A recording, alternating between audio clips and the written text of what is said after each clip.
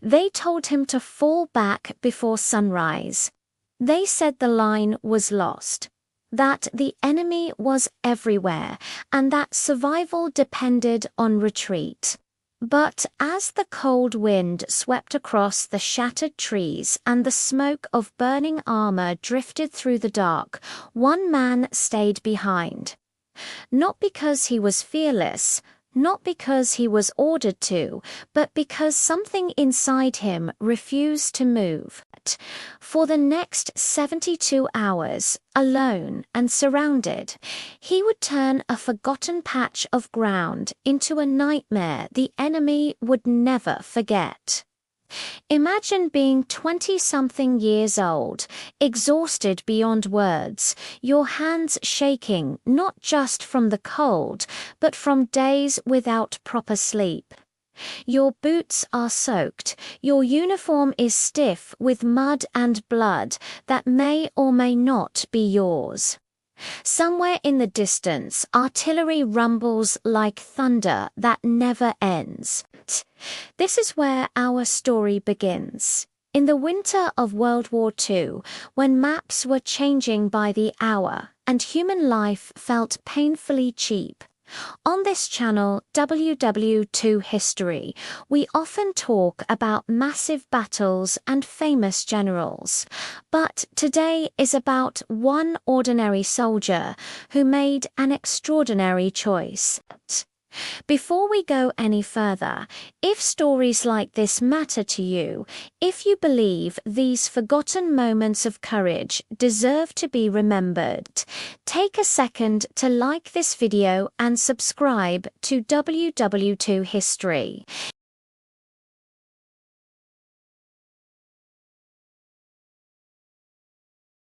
The order came quietly, passed from one frozen mouth to another. Retreat, pull back to the secondary line.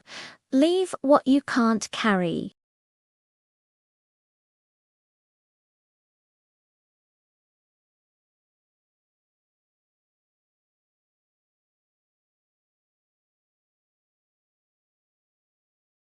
Most men felt relief when they heard the word retreat.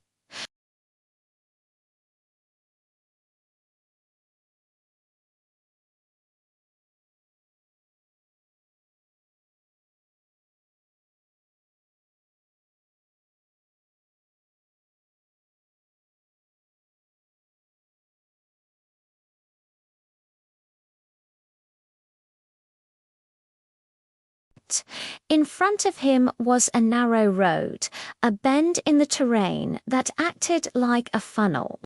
If the enemy pushed through here quickly, they would roll straight into the retreating units. He understood that without needing a map or an officer's explanation, years of training and instinct told him the same thing. Someone needed to slow them down. He checked his rifle, counted his remaining magazines, and adjusted the straps on his helmet. His hands were calm now. Fear didn't disappear, but it settled into something sharper, something focused. He dragged a fallen log a few inches, scraped out a shallow firing position, and waited. The forest was quiet in that strange way it only gets before violence explodes. The first enemy patrol came less than an hour later. Shadows moving between trees, boots crunching softly on frost. He let them come close, close enough to see their breath in the air. When he fired, the sound cracked through the woods like a whip. 2 men went down before the others even understood what was happening. He moved immediately, just like he'd been trained. Fire, relocate, disappear.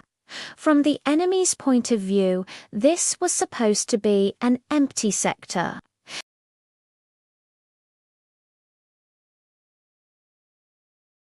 Instead, they walked straight into resistance that felt organized and deliberate. Reports went back up the chain. Enemy still present. Possibly a strong rear guard. As daylight faded, the temperature dropped even further. He hadn't eaten in hours. He chewed on a hard piece of ration, barely tasting it, and drank melted snow from his canteen. Every sound felt louder at night. Every snapped branch could mean discovery or death. He slept in 10-minute bursts, never fully relaxing, waking with his finger already tense on the trigger. By the second day, the enemy was angry.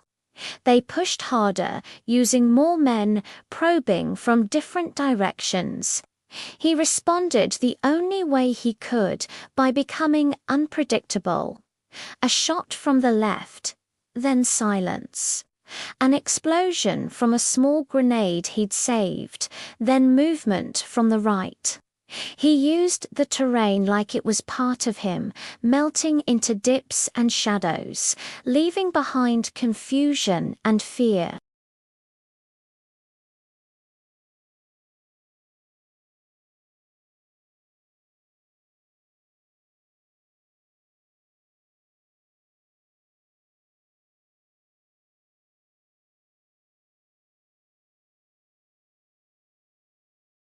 But when his vision cleared, he was still breathing.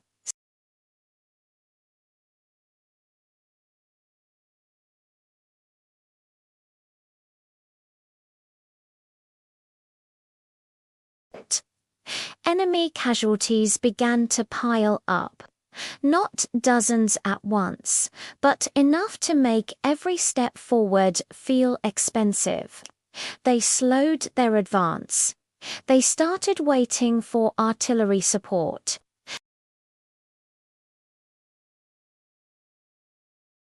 Miles away, retreating units were reorganizing, digging in, preparing to hold a new line.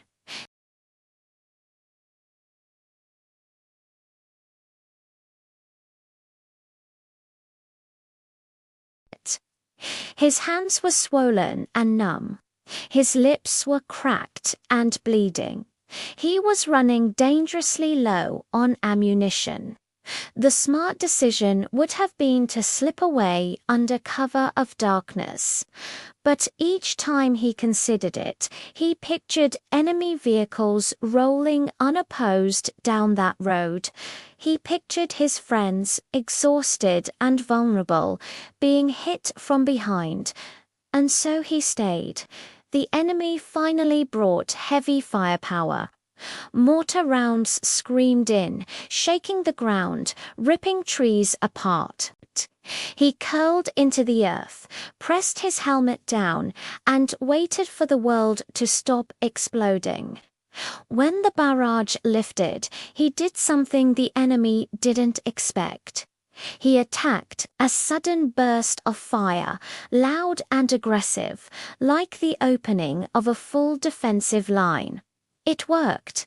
They hesitated again. 72 hours after the original retreat order, friendly patrols cautiously approached the area. They expected to find enemy positions. Instead, they found silence. And then they found him, dirty, half-frozen, barely able to stand, but alive. When they asked how many men had stayed behind with him, he didn't understand the question at first. When it finally clicked, he shook his head. Just me.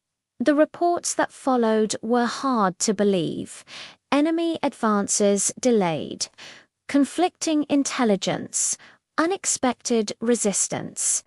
All caused by a single soldier who refused to retreat.